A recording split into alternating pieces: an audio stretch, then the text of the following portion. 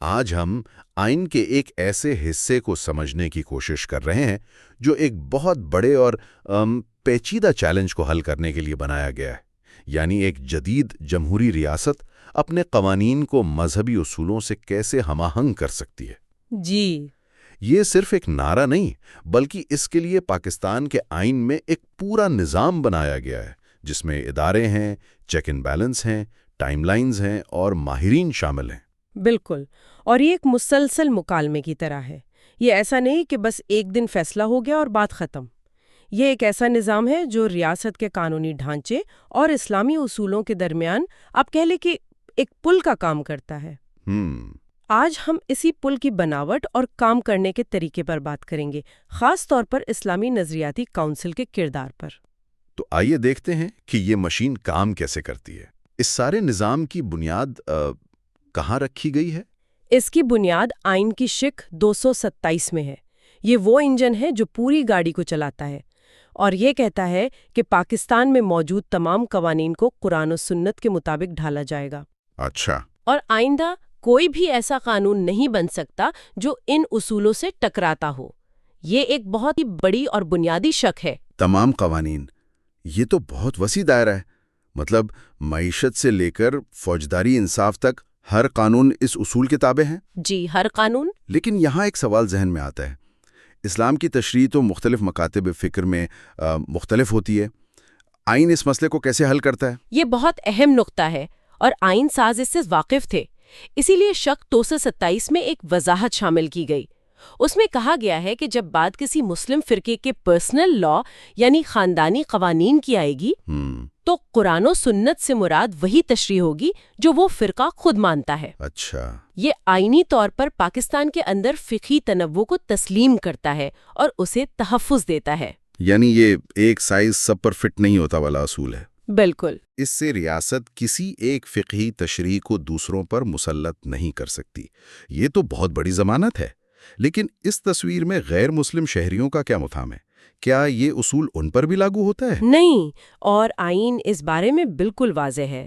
شق 227 کی ذیلی شق 3 صاف کہتی ہے کہ اس پورے حصے کا اطلاق غیر مسلم شہریوں کے ذاتی قوانین پر نہیں ہوگا۔ اچھا۔ ان کے خاندانی معاملات جیسے شادی، طلاق، وراثت، وہ سب ان کے اپنے مذہبی قوانین کے مطابق ہی چلیں گے۔ تو یہ ان کے حقوق کے تحفظ کو یقینی بناتا ہے۔ جی، اور ریاست کی طرف سے ان کے معاملات میں عدم مداخلت کی ضمانت دیتا ہے۔ تو یہ فریم ورک تو بن گیا، ایک بنیادی اصول طے ہو گیا کہ قوانین اسلام کے مطابق ہوں گے، لیکن ساتھ ہی فرقوں اور غیر مسلموں کے حقوق کا تحفظ بھی کیا جائے گا۔ اب سوال یہ ہے کہ اس اصول پر عمل درآمد کون کروائے گا؟ ظاہر ہے پارلیمنٹ خود تو ہر قانون کا دینی جائزہ نہیں لے سکتی۔ یہیں پر اسلامی نظریاتی کونسل کا کردار آتا ہے نا؟ جی بالکل۔ شق 228 میں اس ادارے کی تشکیل کا پورا نقشہ دیا گیا ہے۔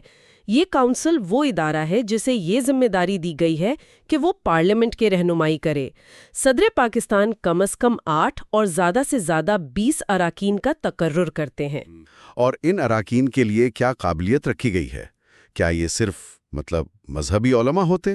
نہیں، اور یہی اس کی ساخت کی سب سے دلچسپ بات ہے۔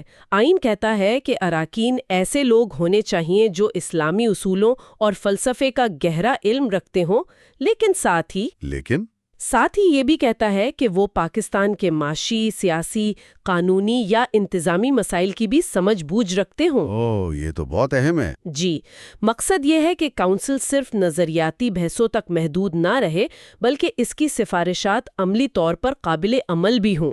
تو ہمارے پاس ایک بہت متنوع ٹیم تیار ہے، جج، علماء، معاشی ماہرین۔ جی، یہ صرف ناموں کی فہرست نہیں، بلکہ اس کا مقصد ایک متوازن سوچ کو یقینی بنانا ہے۔ آئین اس تنوع کو یقینی بنانے کے لیے مزید کیا شرائط رکھتا ہے؟ اس کے لیے 4 خاص شرائط رکھی گئی ہیں۔ پہلی، کونسل میں جہاں تک ممکن ہو مختلف مکاتب فکر کی نمائندگی ہو۔ ٹھیک ہے۔ دوسری، کم از کم 2 اراکین ایسے ہوں جو سپریم کورٹ یا کسی ہائی کورٹ کے جج رہ چکے ہوں۔ اس سے قانونی باریکیوں کی سمجھ آتی ہوگی؟ بالکل، یہ قانونی باریکیوں اور آئینی حدود کی سمجھ کو یقینی بناتا ہے۔ اور باقی دو شرائط؟ تیسری شرط یہ ہے کہ کم از کم 1/3 اراکین ایسے ہوں جنہیں اسلامی تحقیق یا تدریس میں کم از کم 15 سال کا تجربہ ہو۔ یعنی علمی گہرائی بھی ہو۔ جی، یہ علمی گہرائی اور تحقیق کی بنیاد کو مضبوط کرتا ہے۔ اور چوتھی، جو کہ بہت اہم ہے، یہ ہے کہ کم از کم ایک رکن خاتون ہو۔ یہ بہت دلچسپ ہے کہ آئین نے خاص طور پر ایک خاتون کی شمولیت کو لازمی قرار دیا۔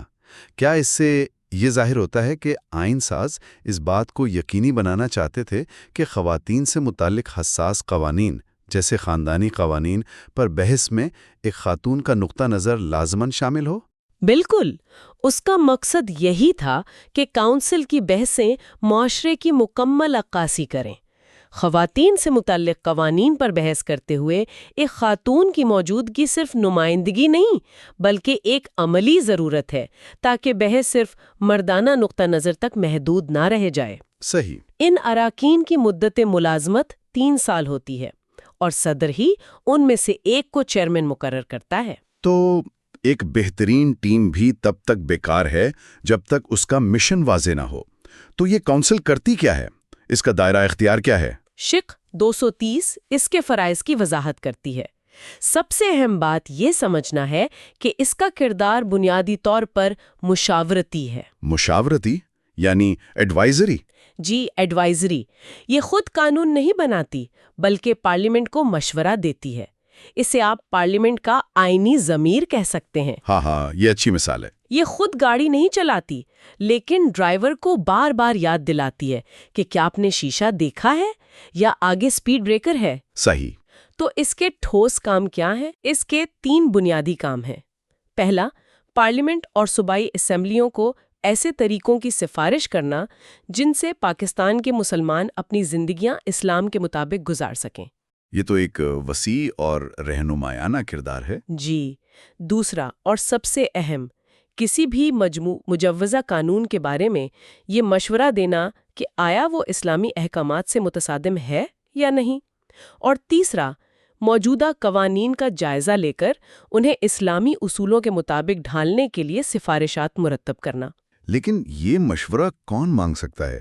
کیا یہ صرف حکومت کی مرضی پر ہے کہ وہ جب چاہے کونسل سے پوچھے اور جب چاہے نہ پوچھے؟ نہیں، اور یہیں پر ایک بہت اہم چیک اینڈ بیلنس آتا ہے۔ شق 229 کے مطابق صدر، گورنر یا پارلیمنٹ کا کوئی ایوان یعنی قومی اسمبلی یا سینٹ یا کوئی صوبائی اسمبلی کونسل سے مشورہ طلب کر سکتی ہے۔ ٹھیک ہے۔ لیکن دلچسپ بات یہ ہے کہ اگر کسی ایوان کے کل اراکین میں سے صرف 1/4 بھی یہ مطالبہ کر دیں، صرف 1/4؟ جی، صرف 1/4، تو اس ایوان کے اسپیکر کے لیے لازمی ہو جاتا ہے کہ وہ اس معاملے کو کونسل کو بھیجے۔ تو یہ تو بہت اہم ہے۔ اس کا مطلب ہے کہ اپوزیشن یا قانون سازوں کی ایک اقلیت بھی کسی قانون کا اسلامی جائزہ کروا سکتی ہے، حکومت اسے نظر انداز نہیں کر سکتے۔ بالکل، یہ نظام میں شفافیت اور احتساب کو یقینی بناتا ہے۔ لیکن یہاں ایک عملی سوال ہے۔ اگر حکومت کو کوئی قانون جلدی منظور کروانا ہو، جیسے کوئی ہنگامی معاشی بل، تو کیا ہوتا ہے؟ کیا کونسل کا مشورہ آنے تک مہینوں انتظار کرنا پڑتا ہے؟ آئین اس عملی مشکل کو بھی تسلیم کرتا ہے۔ شق 230 کی ذیلی شق 3 کہتی ہے کہ اگر عوامی مفاد میں ضروری ہو تو کونسل کا مشورہ آنے سے پہلے قانون بنایا جا سکتا ہے۔ لیکن کیا یہ ایک طرح کا لوپ ہول نہیں ہے؟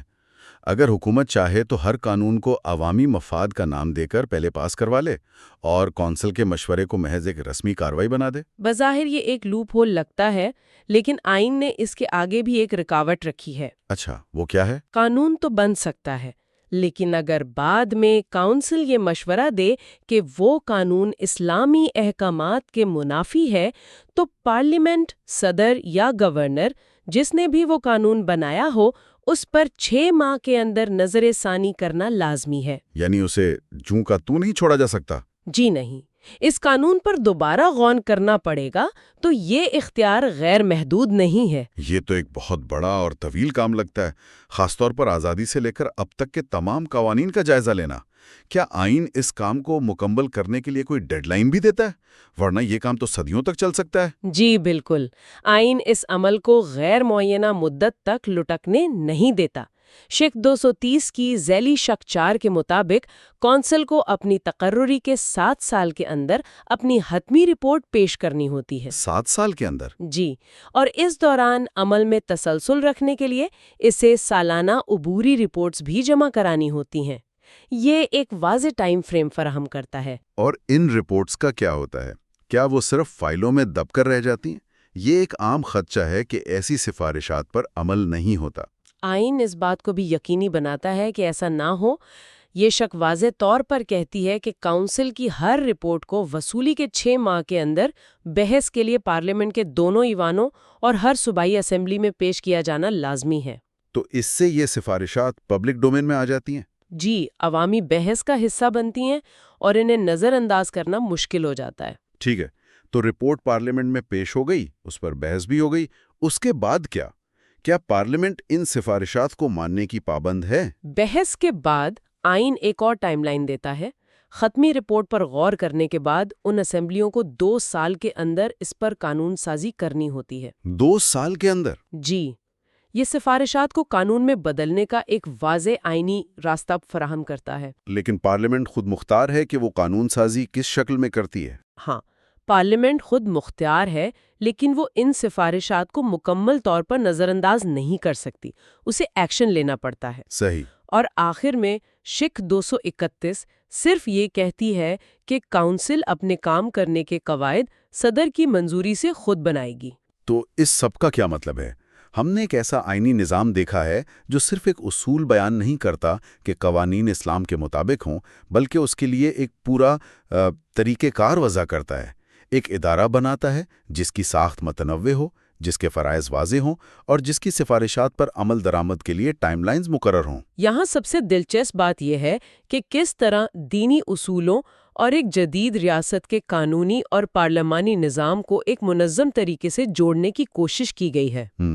اس عمل میں چیک اینڈ بیلنس کا خیال رکھا گیا ہے، جیسے کہ 1/4 اراکین کا مشورہ طلب کرنے کا اختیار، نمائندگی کے لیے مخصوص شرائط جیسے ججوں، محققین اور ایک خاتون کی شمولیت شامل ہیں۔ صحیح۔ یہ مذہبی اصولوں اور ریاستی قانون کے درمیان مسلسل مکالمے کا ایک بلو پرنٹ ہے۔ یہ ایک ایسا فریم ورک ہے جو آپ کہہ سکتی ہیں ریجڈٹی کے بجائے فلیکسیبلٹی فراہم کرتا ہے۔ یہ ہمیں ایک اہم سوال پر چھوڑ جاتا ہے۔ آئین میں ایک تفصیلی فریم ورک موجود ہے، لیکن کسی بھی مشاورتی ادارے کی تاثیر کا انحصار اکثر اس کی سفارشات پر عمل درآمد کرنے کی سیاسی مرضی پر ہوتا ہے۔ جی، یہ تو ہے۔ تو سوچنے کی بات یہ ہے کہ ایک مشاورتی کونسل جس کے پاس علمی اور دینی اتھارٹی ہے، اور ایک خود مختار پارلیمنٹ جس کے پاس عوامی مینڈیٹ ہے، ان کے درمیان عملی طور پر یہ رشتہ وقت کے ساتھ کیسے نبھایا جاتا ہے؟ You are watching Legal Gupshup and GK with MD, your source for legal, historical, and breaking news. Don't forget to like, subscribe, and share for more informative content.